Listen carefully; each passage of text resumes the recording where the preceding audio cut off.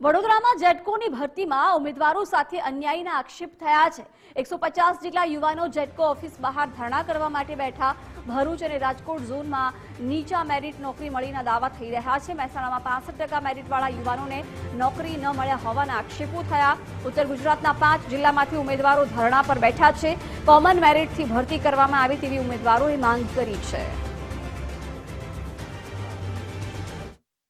જેટકોની વિદ્યુત સહાયકની ભરતીમાં ઉમેદવારોની અન્યાય થતાં 150 જેટલા ઉમેદવારો છે તે હાલ જેટકો બહાર ધરણા પર બેઠા છે। જોકે જેટકો દ્વારા આ જે પરીક્ષા છે તે કોમન લેવામાં આવીને ત્યારબાદ જે ભરતીની પ્રક્રિયા છે તે ઝોન વાઇઝ કરવામાં આવી। ભરૂચ અને રાજકોટ ઝોનની અંદર જે નીચા મેરિટથી જે યુવાનો હતા તેમને નોકરી મળી, પરંતુ મહેસાણા ઝોનની અંદર 65% નોકરીવાળા પણ યુવાનો નોકરીથી વંચિત છે, જેને લઈને હાલ આજે તમામ લોકો છે તે અહીં ધરણા પર બેઠા છે। આપણે સીધી તેમની સાથે વાત કરવાનો પ્રયાસ કરીશું। શું કહેશો, આજે જેટકો બહાર ધરણા કરવાની ફરજ પડી, શું કારણ છે?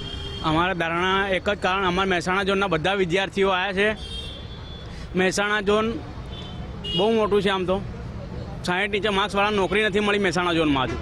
ભરૂચ અને રાજકોટમાં 41 અને 39 વાળા નોકરી કરે છે। અમારા 60 નીચે મહેસાણા ઝોનમાં હજુ એકે ઓર્ડર કાઢ્યા નથી, 60 નીચે કોઈના। શું કહેશો, અહીંયા ધરણા પર બેઠા છે, શું રજૂઆત છે તમારી, શું માગણી છે? અમે હું સાહેબ વડનગરથી આવ્યા છે। અમારી માંગ તો એક જ છે કે જ્યાં સુધી અમને યોગ્ય ન્યાય ન મળે ત્યાં સુધી અમે હટવાના નથી। ક્યાંથી આવ્યો છો? અગાઉ કોઈ રજૂઆત કરેલી છે અહીંયા? હા સાહેબ, અગાઉ અમે 3 વખત રજૂઆત કરી, નો પણ અમને સંતોષ કરતા મળે નથી। હું સાહેબ વડનગરથી આવ્યો। હા, બિલકુલથી વડનગરથી આવેલા છે, છેલ્લા કેટલા સમયથી રજૂઆત કરે છે। શું કહેશો, ક્યાંથી આવ્યા છો અને શું પરિસ્થિતિ છે અત્યારે? હું મહેમદાદથી આવ્યો છું। અમારે એવું છે કે અમારી જે માંગ છે કે અમને ન્યાય આપો, બસ કે આ લોકો જે અન્યાય કર્યો છે કે રાજકોટ ને ભરૂચ ઝોનમાં જે ઓછા માર્કવાળા લીધા છે, અહીંયા જો 60 વાળા હજુ બી રખડે છે, તમે એના માટે કંઈક કરો અને અમને ન્યાય આપો, બસ। શું લાગે છે, પરીક્ષા કોમન લીધી તો ભરતી પણ કોમન રીતે થવી જોઈએ? હા, પરીક્ષા આ લોકો એક જ તારીખે, એક જ સમયે, એક જ જગ્યાએ લીધી છે, તો પછી તમે એ લોકો મેરિટ જે બનાવે તો મેરિટ એક સરખું બનાવજો। આટલા મેરિટવાળા બધે ઓલ ગુજરાતમાં લેવા પડશે, તો એ લોકો તો અલગ અલગ કેમ કર્યું એમ?